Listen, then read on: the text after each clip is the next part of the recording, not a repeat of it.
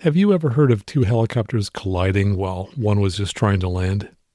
In 2012, two Pasadena Police Department helicopters did exactly that, creating a dramatic ground accident that was caught on video. And today we'll unpack the underlying causes of that crash and the surprising safety management lessons all pilots can learn from it. And in my update segment, we'll examine 3 fatal accidents, 2 of which were Cirrus SR22s, and all involved weather. Hello again, and welcome to Aviation News Talk, where we talk general aviation.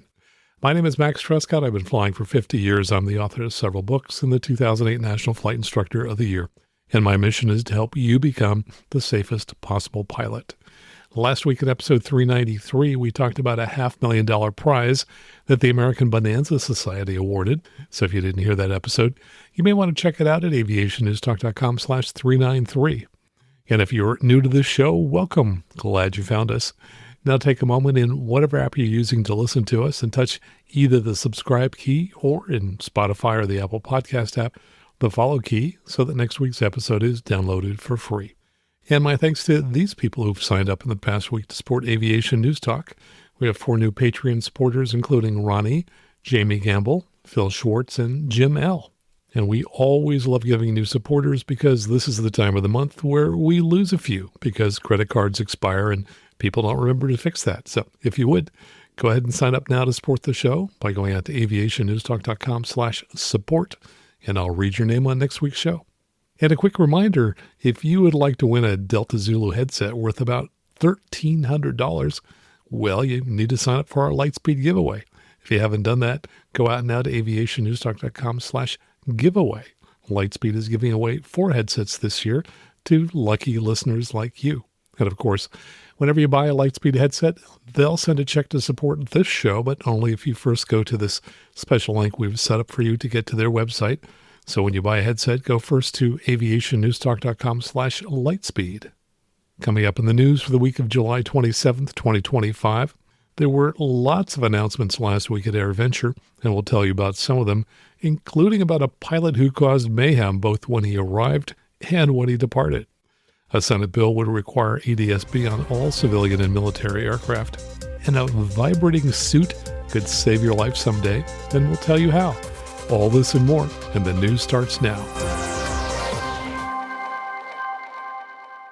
From avweb.com, GA Group's rally to support next year's Special Olympics airlift. EAA and GAMA, the General Aviation Manufacturers Association, announced at AirVenture that they've joined other leading GA organizations to support and endorse the 2026 Special Olympic airlift. Sponsored by Textron Aviation, the airlift transports Special Olympic athletes in GA aircraft along with family members and coaches to the USA National Games from locations around the country. Textron organizes volunteer Cessna, Beech, and Hawker owners and pilots to provide a once-in-a-lifetime opportunity for the passengers to travel to the games in speed and comfort. The 2026 Special Olympics USA Games will be held in Minnesota's Twin Cities area. Ron Draper, president and CEO of Textron, said, "Together we are creating unforgettable experiences for these athletes and demonstrating the true heart of our industry." Since the inception of the Special Olympics, owners have transported more than 10,000 athletes and coaches to various Special Olympic World and USA Games. During the 2026 event, participating aircraft known as Doves are expected to touch down or take off from the St. Paul downtown airport every 3 minutes during a 10-hour period. From generalaviationnews.com, dual electronic ignition introduced in Skyhawks.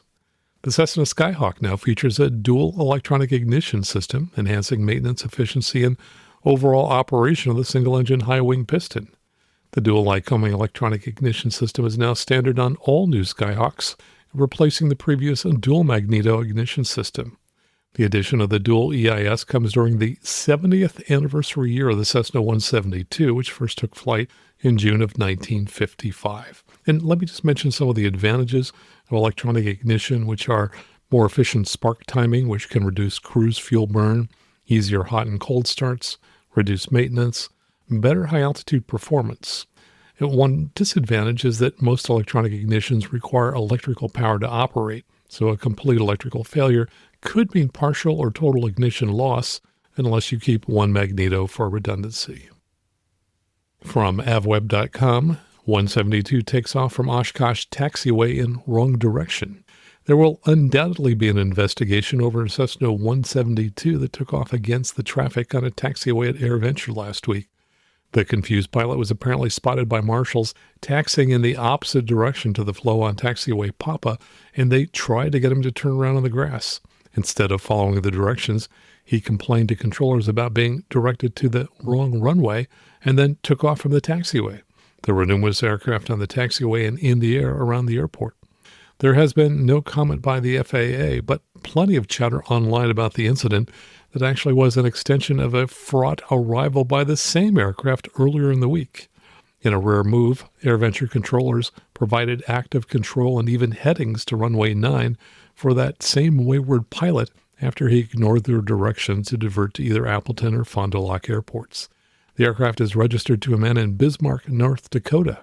And yes, hopefully the FAA FSDO in Fargo has already been in touch with this pilot. From GeneralAviationNews.com, Garmin introduces Guided Visual Approaches. Garmin has introduced Guided Visual Approaches, a new database offering that provides lateral and vertical guidance for pilots flying visual approaches to challenging airports. Designed in collaboration with Hughes Aerospace, a list of 31 guided visual approaches into 25 airports can be purchased. Pilots using guided visuals will experience a similar look and feel as traditional approaches from the time they load them into the avionics, all the way to flying them to the runway, according to Garmin. Users can load and activate these RNAV-G approaches in their avionics, just like traditional approaches. Lateral and vertical guidance is provided, and the approaches can be flown coupled to the autopilot. Additionally, all guided visual approaches have a georeferenced approach chart available, making briefing and flying these procedures a familiar experience.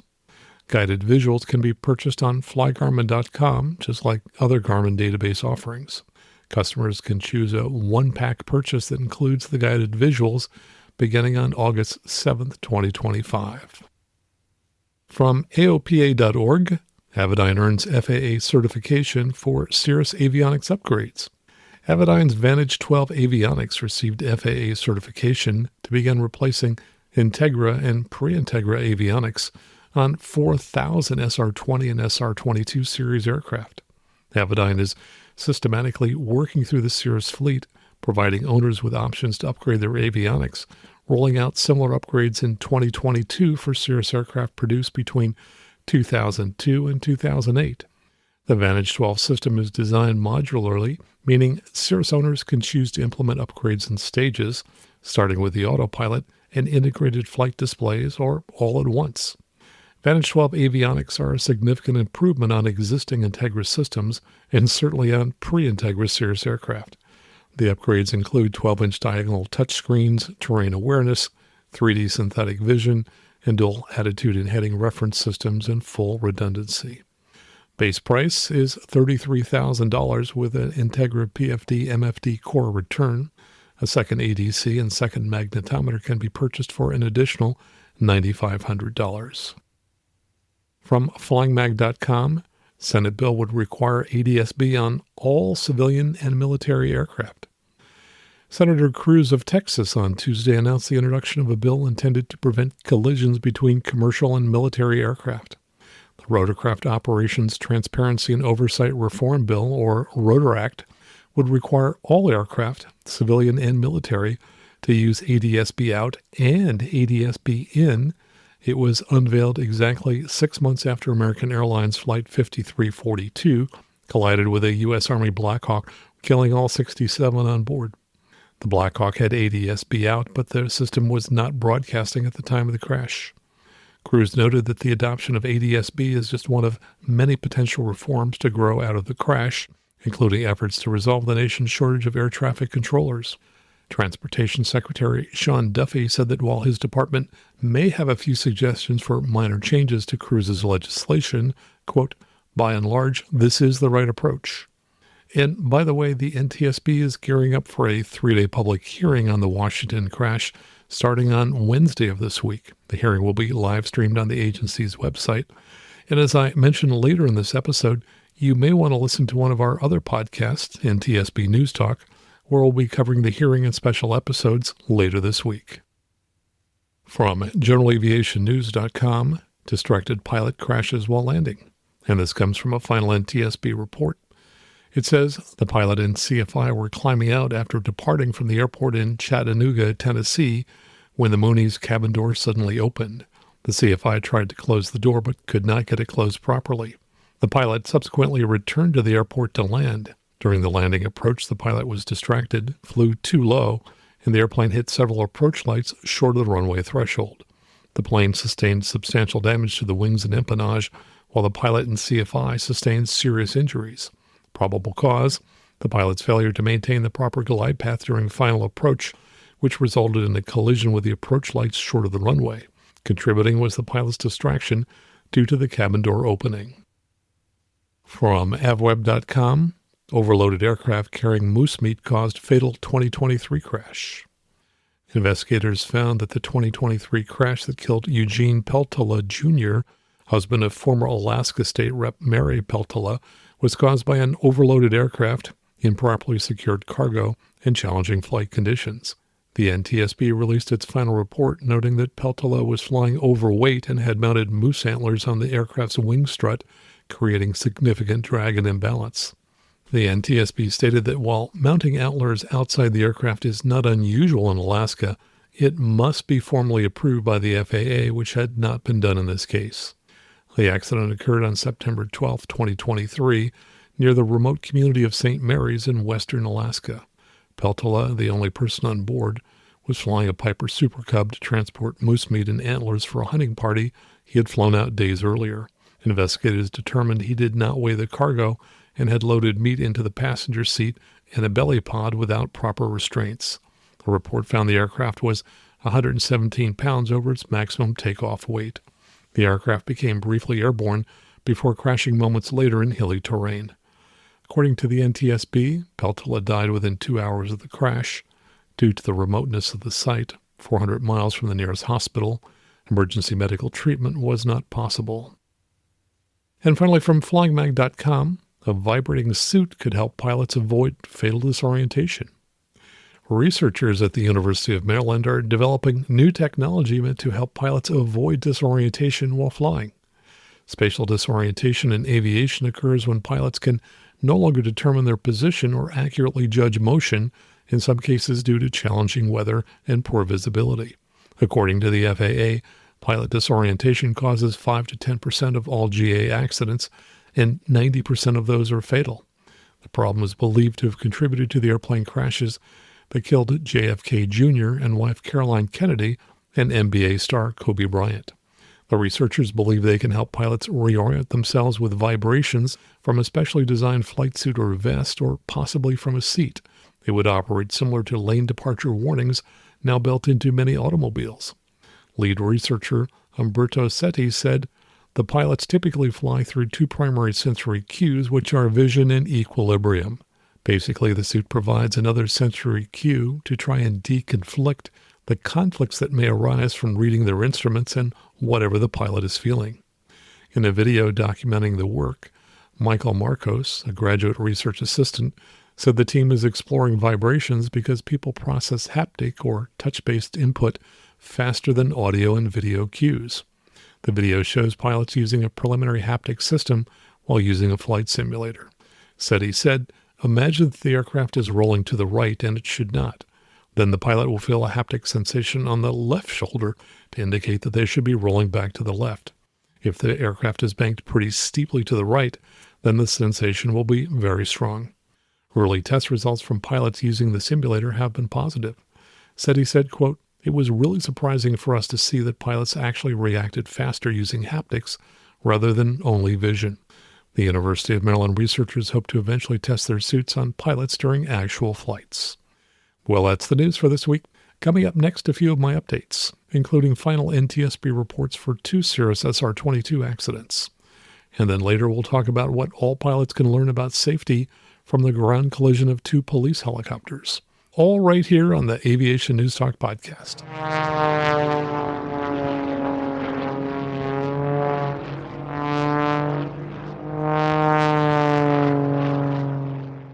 Now let's get to the good news. First, congratulations to Patreon supporter Mike Marlowe, who writes, Instrument ride passed last week. Listening to your entire backlog catalog definitely helped with the ground and flight. Thank you. And earlier he had written to me and said, driving to a project I was supervising was actually what got me thinking about getting my certificate. I had to make 6 visits to a place that was a 4-hour round trip driving, but was about a 5-minute walk from the local airport. Every time I drive by the airport, I thought about how much easier it would be to just fly in there. Well, congratulations to you, Mike, and thanks for supporting the show for the past year. And I want to let you know that Flying Magazine has just published a link to one of my columns. It's called Magenta Misconceptions, What Most Pilots Don't Understand About RNAV Glide Path Capture. And I'll include a link to that in our show notes in case you'd like to read that Flying Magazine article. And on Wednesday, Thursday, and Friday of this week, the NTSB will be holding hearings on the Reagan National Midair collision that occurred between a regional airliner and an Army Black Hawk helicopter. And Rob, Mark, and I will be watching the hearings and creating some special episodes of the NTSB News Talk that cover the hearings. I anticipate that there will be a lot of new information coming out of the hearings about the accident, and we plan to sift through all the testimony and present audio clips on whatever new findings come out from the hearing. So if you haven't done so already, in whatever app you use to listen to this podcast, search for NTSB News Talk in your app. And then depending upon which app you're using, touch either the follow key or the subscribe key so that these upcoming episodes will download automatically onto your phone. And you can also go to ntsbnewstalk.com to find the show. And now I'd like to talk about 3 different crashes, all of which involved IMC. The most recent one happened this past Saturday on July 26 and occurred near the Monterey, California airport. Now that airport is often shrouded in low clouds and fog. The aircraft involved was November 8796 Romeo, which was a 1974 Beech Baron. There were 3 people on board and all died in the crash, and my heart goes out to all the friends and families of those victims. I think crashes impact me more heavily when they're close to home and occur at airports that I fly in and out of frequently, which was the case for this flight. ADSB data indicates that the aircraft departed San Carlos Airport at night at 10:11 p.m. It started out as a VFR flight, and interestingly, the aircraft did not follow the standard VFR departures for San Carlos. The tower was closed at the time, and as the aircraft reached about 700 feet, it turned left for a left downwind departure. Now, that would be fairly normal at most airports, but San Carlos has specific VFR departure procedures for noise abatement, and that's not one of them. For a left downwind departure, the procedure is to fly straight out, parallel to Highway 101, for about 2 3/4 miles until the beam the Hillsdale Mall, and then begin a left turn to a southwesterly heading, all the time remaining clear of San Francisco's Class B airspace. I've listened to the ATC audio on liveatc.net for the aircraft's approach into Monterey. Only the controller side of the audio was captured. The controller was apparently asked for an IFR clearance. Subsequently, he cleared the aircraft for the ILS-10 right approach. At the time the aircraft departed San Carlos, the weather at Monterey was reported to be 10-mile visibility and overcast at 1,200 feet. After the accident, the weather was reported as overcast at 900 feet. The barometric pressure was 30.03. Since ADSB data is reported with pressure altitude, the aircraft's actual altitudes are 110 feet higher than that reported by ADSB, so I've added 100 feet to all the altitudes that I'm about to read to you. Now, I loaded the ADSB data into flysto.net, and here's what I saw. The aircraft was descending at 150 knots and leveled off at about 2,400 feet as it joined the final. It leveled off briefly and then began descending at 120 knots with a 700 foot per minute descent rate that gradually decreased to 400 feet per minute descent. As it passed through 2,000 feet, the descent rate increased to minus 1,500 feet per minute until reaching about 1,700 feet. There it started at a left turn and the descent rate reached over 2,000 feet per minute before the aircraft leveled off at 1,400 feet and the turn to the left steepened. At this point, the aircraft was 90 degrees off course. The turn to the left continued and the aircraft briefly descended at up to 3,000 feet per minute. At 1,050 feet, it began a climb that reached 4,000 feet per minute before it began descending again at 3,000 feet per minute. The aircraft then began climbing at 2,500 feet per minute, reaching a peak altitude at just under 2,100 feet, while slowing to a ground speed of under 60 knots. At this point, the aircraft had made a complete 360-degree turn in just a minute, or about twice the standard rate. And at this point, the aircraft apparently stalled and began descending at about 9,000 feet per minute. In my opinion, that appears to be a classic case of spatial disorientation, though of course it's possible that there was a vacuum pump failure or gyroscope failure. The plane crashed about a quarter of a mile offshore in the ocean, and the bodies were recovered by the Coast Guard the following day. FlightAware showed that the plane had filed a flight plan for the following day to depart in the morning, land in Idaho, and then return later in the day. And now let's talk about 2 Cirrus accidents involving weather. Final NTSB reports have recently come out for both of these accidents. The first one involves November 911 Tango Kilo, a Cirrus SR22 that crashed in Jessup, Georgia on April 6, 2023. The pilot died in that accident. The pilot had a total flight time of 953 hours, 419 hours of which were in the make and model. At 7:50 a.m. Eastern Time, the instrument-rated pilot was commuting to work in his airplane. He began a descent to the destination airport and crossed over the approach end of the runway on a heading perpendicular to the runway heading. He then made 2 turns of about 180 degrees while flying at airspeeds near the airplane's published stall speed and reached about 40 degrees of bank during each turn. Additionally, the post-accident position of the flaps suggested that at least the final phase of this maneuvering was being performed with the wing flaps retracted. The airplane impacted terrain about 1,200 feet short of the runway approach end and about 40 feet north of the runway centerline. Although there was an instrument approach procedure for the runway, the track data revealed that there was no attempt by the pilot to execute it. The lowest weather minimums for the approach required at least 1 mile visibility. Weather at the destination airport at the time of the accident included a 300-foot ceiling, 1/4 mile visibility in fog, and calm wind. The weather conditions cleared about an hour after the accident.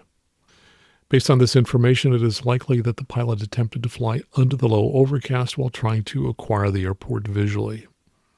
And the report continues by saying his most recent logged flight review was completed on September 11th, 2019, so that was 4 years earlier.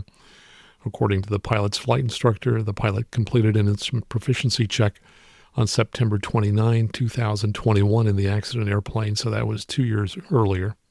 The pilot owned the plane and used it to commute between his home in Fernandina Beach, Florida, and Jessup, where he owned a chiropractic practice. His wife reported that he was, quote, obsessed with weather, and that they had an agreement that he would, quote, take no chances regarding the weather. If the weather was questionable, he would drive instead. The pilot's spouse and the airport manager both reported that the pilot was never late for appointments. His office opened at 8 a.m. However, his spouse did not know what time his first appointment was. The airplane was equipped with a Cirrus Airframe Parachute System, or CAPS. The system had not activated, and the parachute was not deployed. The CAPS safety pin was found in place in the CAPS handle holder, which means the pin was never removed. Probable cause: failure to maintain adequate airspeed and his exceedance of the airplane's critical angle of attack, which resulted in a loss of control while maneuvering for a visual landing in low ceiling and low visibility conditions. Contributing to the accident was the pilot's decision to attempt a visual landing in low visibility conditions. And let me comment on one aspect of the accident, which was that the CAPS parachute pin had not been removed. There are 2 places in the Cirrus checklist that instructs pilots to remove that pin, and it's required that you do that. Now, I've run across one Cirrus pilot who didn't remove the pin, and he told me that his instructor told him not to. That, in my opinion, was malpractice on the part of the CFI. Frankly, if called upon, I would testify to that. There is no valid reason for leaving that pin in place during flight. None whatsoever. Please understand that when people panic, we lose our fine motor skills and our fingers don't work as well, which means that if you're coming down in a spin, it will be extremely difficult for you to remove that pin before you hit the ground. And if this is your practice, you've been taught to leave the pin in, all I can say is stop doing it now. Follow the checklist. And here's another final NTSB report. This is regarding November 424 Sierra Whiskey, a 2009 Cirrus SR22. The accident was in Oxbow, Oregon on April 2nd, 2023, which was just a few days from the other accident we talked about. The accident was fatal. The pilot had been issued his private pilot certificate in November 2022, so less than 5 months before the accident. He was not instrument rated. The accident occurred at 9:50 Pacific time near Oxbow, Oregon. The pilot and passengers sustained fatal injuries. The aircraft departed Caldwell Executive Airport in Caldwell, Idaho about 9:30 under VFR rules with the intended destination of Lewiston County Airport in Lewiston, Idaho. About 9:34 a.m., while heading north at an altitude of 11,400 feet MSL, the pilot contacted Big Sky Approach Control and requested flight following. The controller issued a transponder code but did not provide the pilot with an altimeter setting and did not radar identify the aircraft. No further communications occurred between the pilot and the controller. After contacting Big Sky Approach, NTSB data indicated the airplane gradually climbed from 11,400 feet on a northerly heading to 14,100 feet. The airplane then descended and maintained 13,900 feet MSL for the next 6 minutes before making a sharp left turn from the north to west. NTSB data indicated that after the left turn, the remaining flight time was about 44 seconds. Witnesses on the ground near the accident site reported hearing the airplane operating in the area and looked up in the direction of the sound. However, they could not see the airplane or the 4,500-foot peak of a nearby mountain as they were obscured by clouds. Another witness observed the airplane descending rapidly through the clouds in a nose-down attitude. Another witness reported that nearly 6 minutes after the initial impact, an empty parachute could be seen descending through the clouds. Based on the meteorological information, clouds were likely present from 4,000 feet MSL through 14,000 feet. Based on the accident airplane's altitude of 13,900, it likely stayed at or above cloud tops and out of IMC until 9:45, when it likely entered an area of cloud cover that contained conditions conducive to producing between a trace and moderate airframe icing. Icing can often be concentrated near the top of the clouds. The pilot generated and received a commercial weather briefing before takeoff. The weather forecast at that time called for IFR conditions, mountain obscuration, and moderate icing to 14,000 feet. Based on the meteorological data, the accident airplane was likely an IMC and operating in conditions characterized by trace to moderate icing. According to the POH, flight into known icing conditions is prohibited. Additionally, the POH indicated the airplane's velocity never exceed airspeed, or VNE, was 201 knots, and the maximum demonstrated parachute deployment speed was 133 knots. According to NTSB data, when the airplane's ground speed was 205 knots, its calculated true airspeed was 235 knots, and the calibrated airspeed was 200 knots, which exceeded the manufacturer's VPD. Exceeding the manufacturer's VPD likely resulted in the structural overload of the three-point harness straps that connected the airplane's fuselage structure to the parachute canopy. And actually, I think it's 4 points with the Cirrus SR22 for the parachute. It's 3 points for the Vision Jet.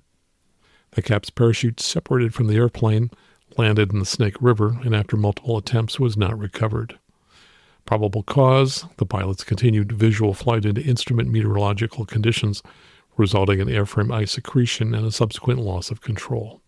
Now, my recollection is that there have been 2 other accidents in which a Cirrus has been traveling at over 200 knots when a parachute was pulled, and in both cases the parachute failed, as it did in this case. One of those accidents was near a ski resort at Lake Tahoe, California.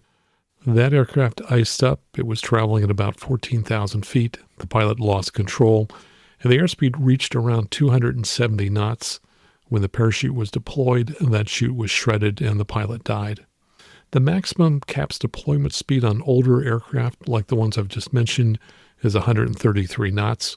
My recollection is that the highest speed for a successful parachute deployment was 187 knots. So if you fly with a parachute, as I often do, use my philosophy, which is use it before you lose it. Because if you wait too long and you lose control and the aircraft starts flying too fast, the parachute will not survive the force of an overspeed deployment. So if you start to lose control, use the parachute before you totally lose control and the aircraft becomes too fast. Coming up next, we'll talk about the collision of two helicopters on the ground in Pasadena, California, and what all pilots can learn from that accident. All right here on the Aviation News Talk podcast.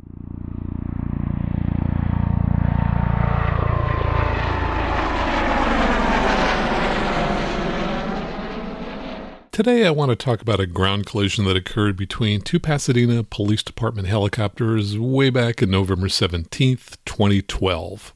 And it's possible you've seen the video, which was from a security camera, and it shows one helicopter coming into land and its rotor blades hitting the rotor blades of the other helicopter that was sitting on the pad ready to launch.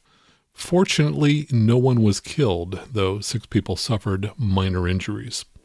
And the reason I want to talk about this is to start a conversation about safety management systems. These have been in place at the airlines for a long time, and the FAA has mandated that they be required for all Part 135 charter operators at some point in the future. And if, like me, you don't fly for the airlines and you don't fly charter, then you're not required to operate with a safety management system. But some of the principles used can be applied to our flying, especially in the ways that we think about hazards and risks in our environment. Now, this accident is interesting in that different people view it in different ways, which I'll talk more about later. I first became acquainted with it last June as I was driving the 5 hours home after spending 2 weeks at the University of Southern California taking their Safety Management Systems course, which was the final course in the certificate program that I completed there. Now, I initially planned to take only one course, the Aircraft Accident Investigation course, but I enjoyed that so much that I continued on and took 4 courses, which lasted a total of 6 weeks, which I spread out over a 6-month period last year. And during those long 5-hour drives back and forth to LA, I listened to a number of podcasts, including the Rotary Wing Show, which I acquired earlier this year. It's now part of our Aviation News Talk network of 4 podcast shows. So if you're interested in helicopters, search in your podcast app for Rotary Wing Show, where we have a total of 115 episodes all about helicopters. Now, episode 109 was about the Pasadena PD helicopter collision. And as I listened to the show while driving, I drew one conclusion about the cause of the accident. And yet later, I drew a very different one. So let me talk about the accident. Later I'll include some audio clips about the accident from episode 109. Here's what the NTSB final report says in part. On November 17, 2012, at 15:58 Pacific Time, a Pasadena Police Department helicopter struck another stationary Pasadena PD helicopter while maneuvering to park at the Pasadena Police Benedict Heliport, Altadena, California. November 911 Foxtrot Alpha, a Bell OH-58, was attempting to park on Pad 2 at the Pasadena PD Heliport, and N96BM, a Bell OH-58A, was on the ground adjacent to Pad 1 with its main rotor blades turning when the collision occurred. Both helicopters sustained substantial damage. The commercial pilot and 2 passengers of the landing helicopter received minor injuries. The commercial pilot and tactical flight officer of the aircraft on the ground received minor injuries. Also, 1 person on the ground received minor injuries. VMC conditions prevailed and no flight plans had been filed. The flying pilot had conducted traffic evaluation flights earlier in the day. After conferring with her lieutenant, she decided to attempt another flight with the understanding that she would return if the weather was not good. According to Pasadena PD, 911 Foxtrot Alpha was providing traffic support for a college football game at the Rose Bowl in Pasadena, California. The flight departed at 15:52 and flew toward the Rose Bowl. The intent was to be gone for a 1-hour flight. At the time of the departure of 911FA, weather at the heliport was not a factor.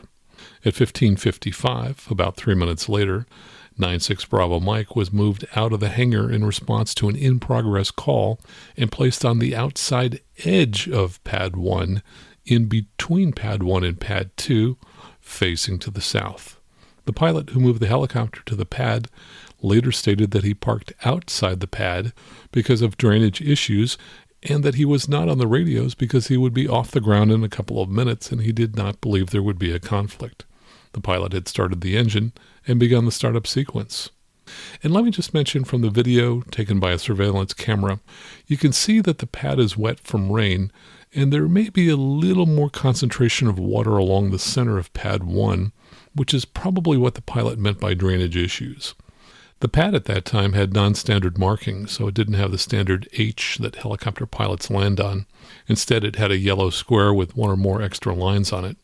And from the video, you can see that the helicopter was more than a full helicopter width from the center of that marking. In fact, its skids were completely outside the marking, so it wasn't really even close to the center of the pad.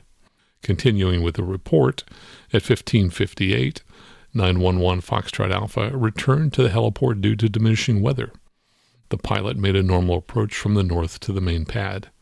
Upon returning to the heliport, the pilot of the landing helicopter scouted the landing area to make sure it was clear. The pilot observed the other helicopter parked near the parking pad, but due to rain on the windshield, she was not able to determine whether the helicopter was inside or outside of the marked box, or if the main rotor blades were turning. The landing pilot stated that as a result of the rain on her windscreen and side windows, she was looking straight ahead and using the chin window. Now, that's the little window that some helicopters have down and just forward of the pilot's feet so you can look down, using the chin window and her periphery to land inside the box. She radioed her intention to land and received no response.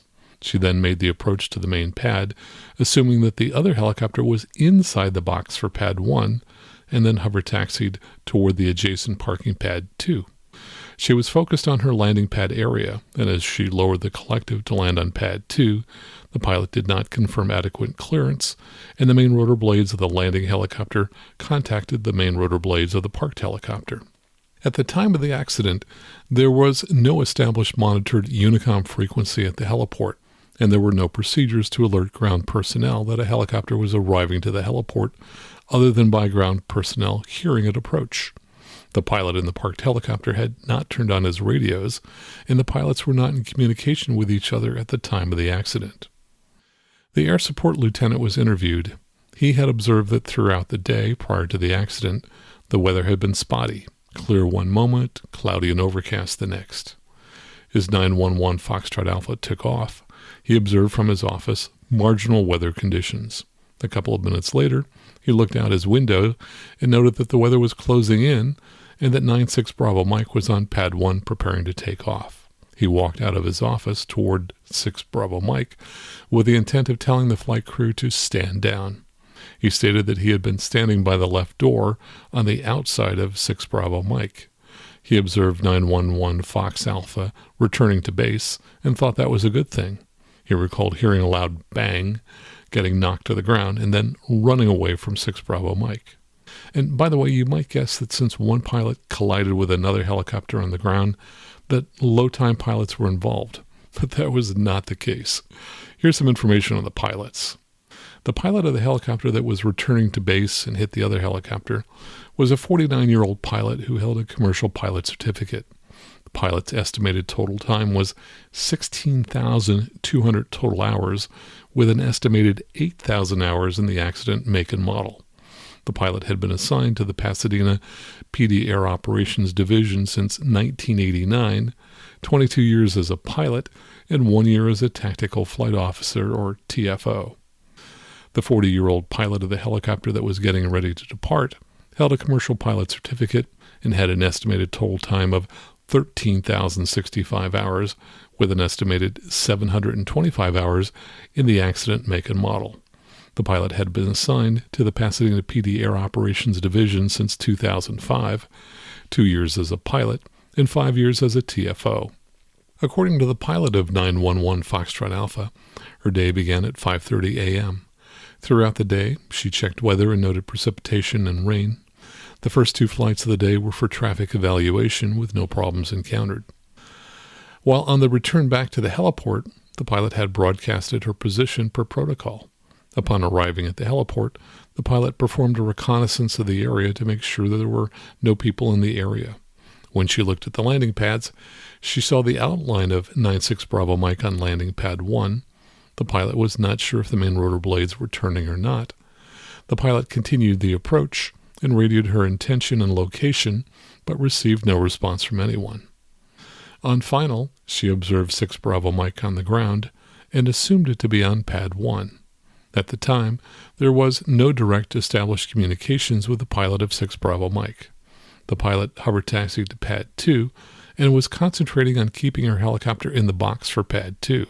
She stated that she was getting on the radios to tell the passengers to stay put and simultaneously lowered pitch. At that point, the sky fell.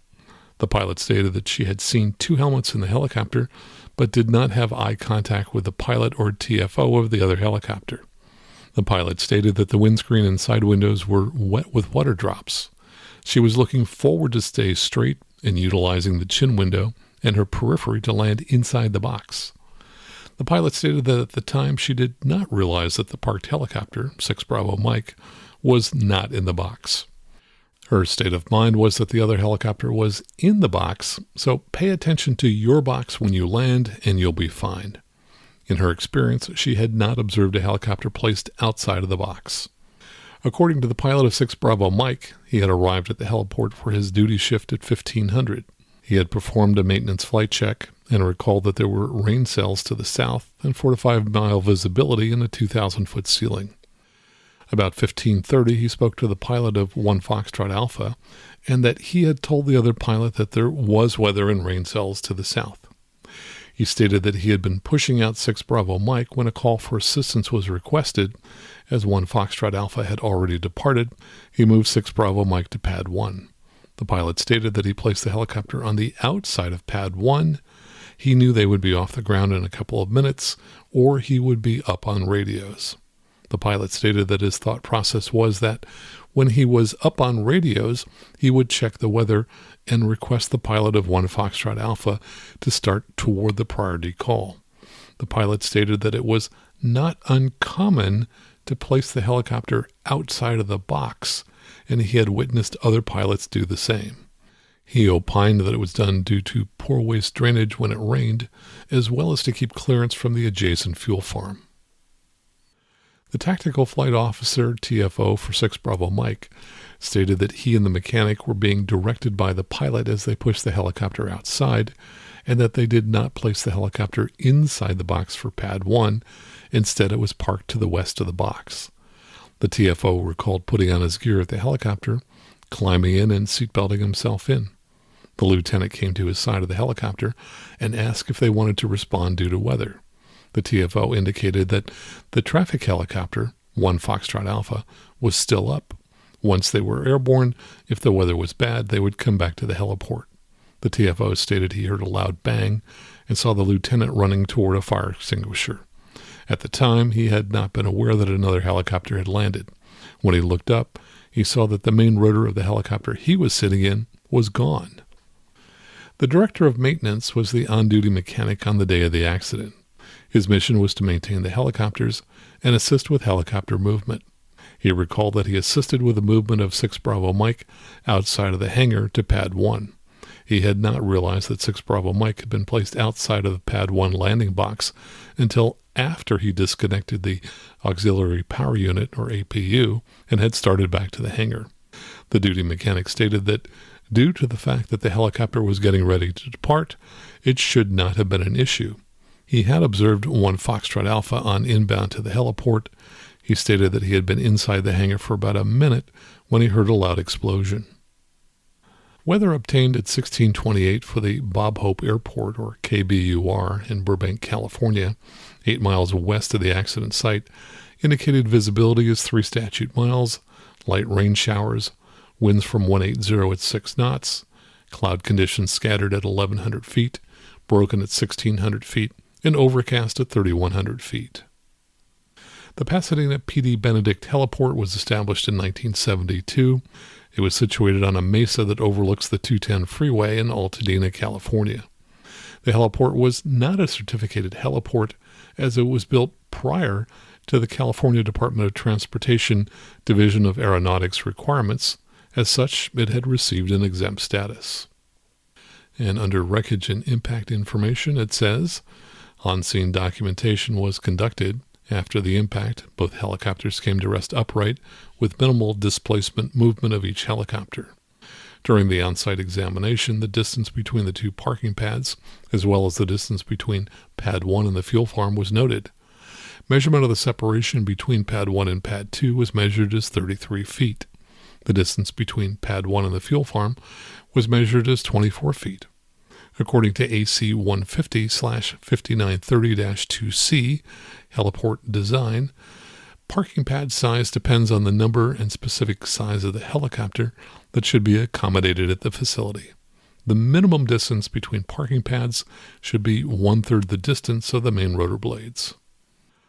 Under a section called Test and Research, it says there was not an established monitored Unicom frequency. As a result of the accident, the Air Division established monitored Unicom and radio procedures for arrival and departure of helicopters at the heliport. Radio communications were established by the Pasadena PD and identified in their standard operating procedures. Pilots were required to radio their intentions for departure and landing, along with the direction they were taking off from or direction they were landing.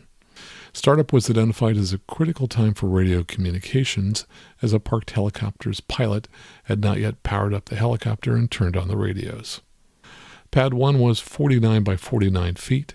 The center of Pad 1 to its outside edge was 25 feet. The edge of Pad 1 to the center of Pad 2 was 12 feet.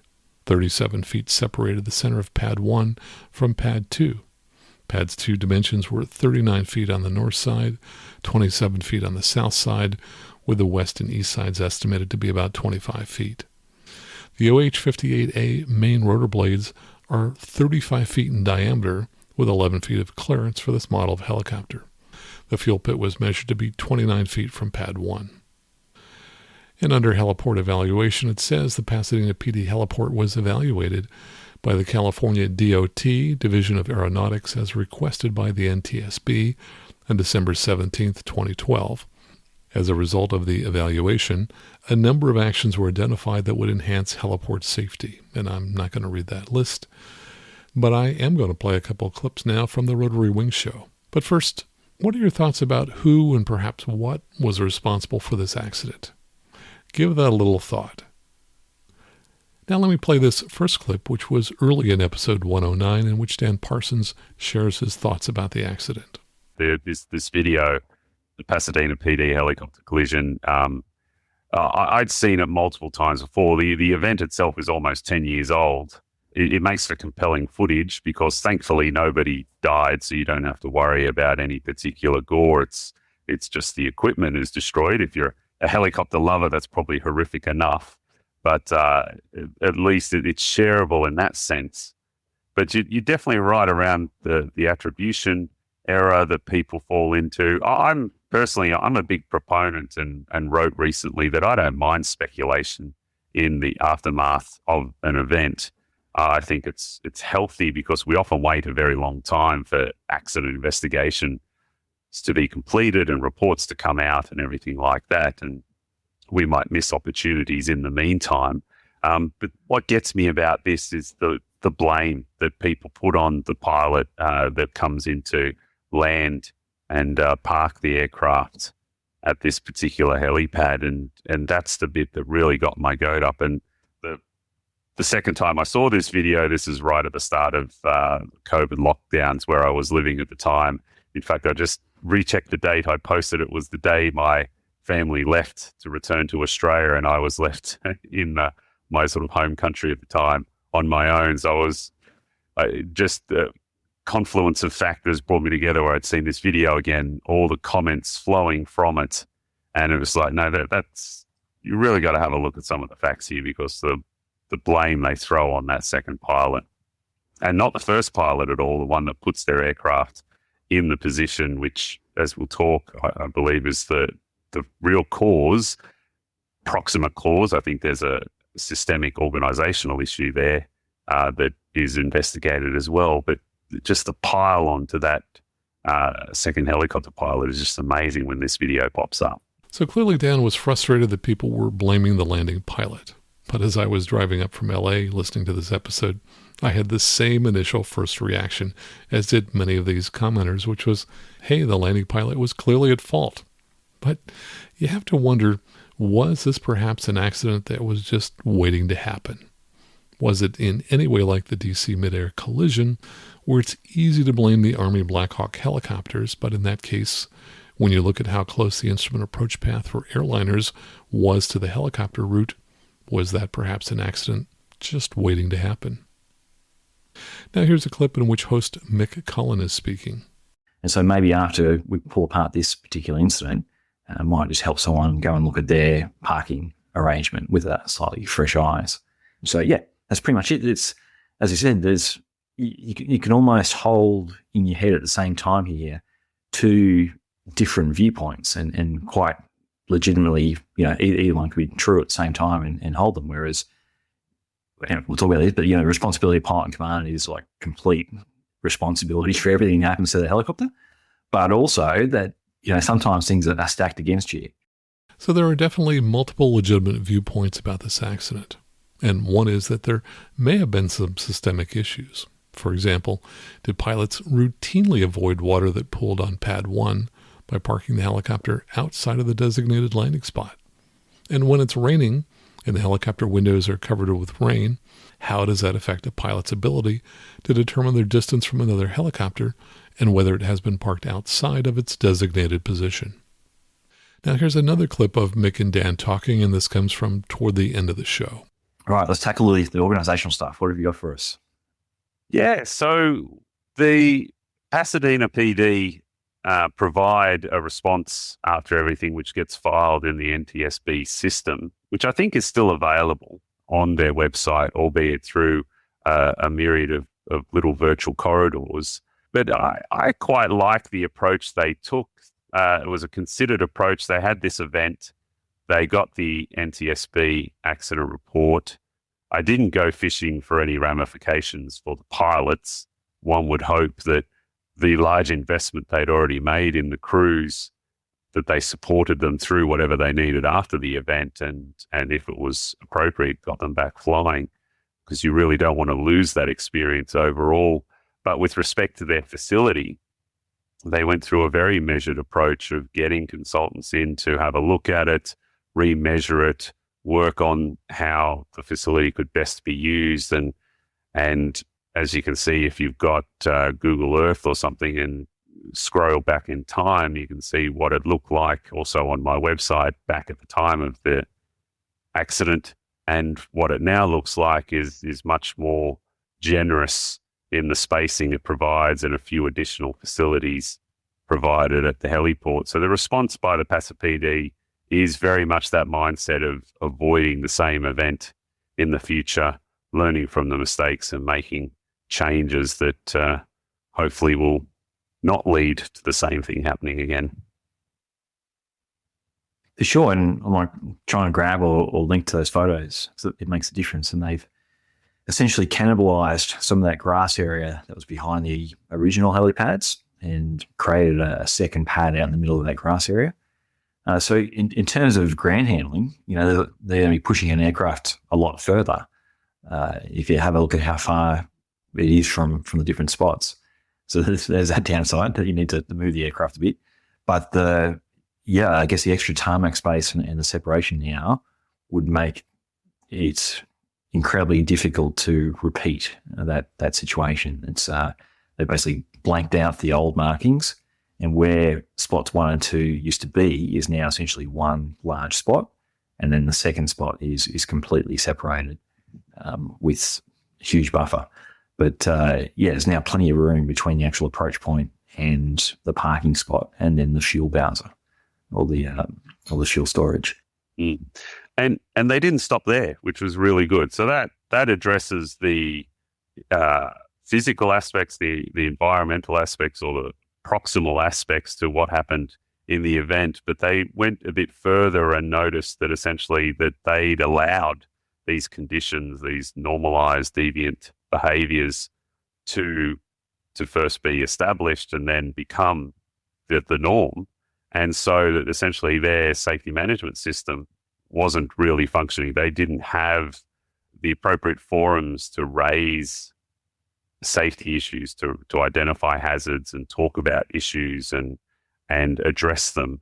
And so they've revitalized that or implemented safety meetings and they started doing operational checks to ensure that their procedures generally were being followed in real operations.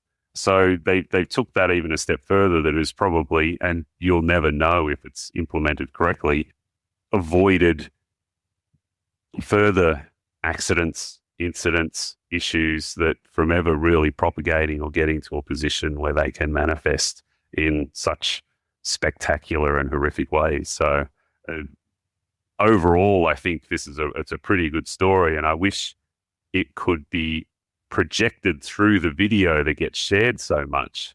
But unfortunately, we tend to focus just on that sort of 5 seconds of horror that occurs in the video and create stories from that, rather than delving in and having a look at all the rest that's involved in the aftermath of that incident and trying to avoid similar incidents in the future. And then finally, Mick has some comments that apply to all of us pilots, whether we're taxiing an airplane or hover taxiing a helicopter. Yeah, look, this is, before we move on, this is such a great discussion topic. And I'd love to have this with all students. And so, in terms of a teaching point or a learning point, and please, this should not be taken as me as attacking anyone, but it's just such a good learning point that if someone's marshalling you at an airport, or when we talk about taxi lines and things like that, they are there to give you guidance. It's your choice as a pilot in command whether you actually follow that marshaller's instruction and put the aircraft where they want you to put it. Or if someone marshals you into an obstacle, unless it's behind you or especially if you've got a crew on board, which we'll talk about the other people on board the helicopter. If someone's trying to marshal you somewhere you don't want to go, don't go there. They are giving you guidance. You're in control of the helicopter. So that's in terms of the marshalling. Now, again, you're going to have to have a pretty good reason not to follow them. But if you follow them and you hit something, you put the aircraft in that situation. And the same with the taxi lines. Completely count where it comes from in terms of airport operations, and someone's actually gone to the effort of putting paint down on the ground. But there's still nothing, especially in a helicopter, forcing you to follow that line. So as much as target fixation as there is of having a H on the ground, and that's where you want to land the helicopter and you get out and you check how straight the skids are if you line it up, and you score yourself on how nicely and how straight you landed on the H, it's still your choice of where you put that helicopter on the ground. The H is there as guidance. And the same, if an aircraft is taxiing on the center line and their wingtip hits another aircraft, it would be, hard to point back to the center line and absolve yourself from the fact that you hit the wingtip of the other aircraft, even though you're on the center line. I think you would have to still be looking at your wingtips and judging clearances and not following the marking as set. There's so many edge cases there, but I would love just to hammer that home to anyone who hasn't hit that situation, hasn't thought about it, is if you're on the controls of the helicopter, you're choosing where you put it. Any guidance from markings, marshalers, anything else like that is just guidance. You choose where you put it. Don't want to hammer it home, but it's just unless you've thought about it, it's something you might just take for granted. Now let me bring the conversation back around to safety management systems. I mentioned that I heard this episode after finishing 2 weeks of SMS training, and yet as I was driving, my mind leapt immediately to the landing pilot was at fault. It was almost as if I'd missed the main lessons of the course I'd just taken. And yet, fairly quickly, my thinking evolved to realize that there were many factors involved in this accident, some of which could have been identified and rectified, possibly preventing this accident. And that's an important aspect of SMS, which is identifying hazards and mitigating them. In this case, there was a non-standard landing pad with poor drainage, and quite possibly this wasn't the first time that a helicopter was parked outside the landing spot to avoid walking through the water. In which case, normalization of deviance could have occurred as personnel came to accept that it was okay to park a helicopter outside of its designated spot when there was water on the pad. The lack of radio procedures and monitoring of radios could have also been a factor. So as you look at the accident in its totality, it's easy to see that the landing pilot, who was very experienced and had limited visibility in the rain, was, to some extent, doing exactly as trained, yet an accident still occurred. As pilots, we operate in a very dynamic environment. We can't rest on our laurels that we have achieved everything we need to accomplish for safety of flight, because things change. We never can let our guard down and think we've identified all the hazards that we have and have used all the correct standard operating procedures, and hence we're immune from an accident. And here's the real challenge that can dull our thinking. The absence of a history of accidents and incidents does not guarantee safety. It may mean that so far we've just been lucky and that there are still some lurking hazards that are present now or may become present in the future. We'll talk more about SMS in future episodes, but in the meantime, continue to monitor the dynamic environment that we fly in and take all the steps you can to mitigate any risk you identify. And just a reminder that I love hearing from you, and I read many of your emails on the show. If you'd like to send me a message, just go out to aviationnewstalk.com, click on Contact at the top of the page. That's absolutely the best way to send me a message. And of course, I also want to thank everyone who supports the show in one of the following ways. We love it when you join the club and sign up at aviationnewstalk.com/support to support the show financially. You can also do that at aviationnewstalk.com/PayPal. We also love it when you leave a 5-star review on whatever app that you're listening to us on now. And of course, if you're in the market for a headset, please consider buying a Lightspeed headset and using one of the links in our show notes, because if you use those links, they will donate to help support the show. So until next time, fly safely, have fun, and keep the blue side up. And remember that you can always go around. You can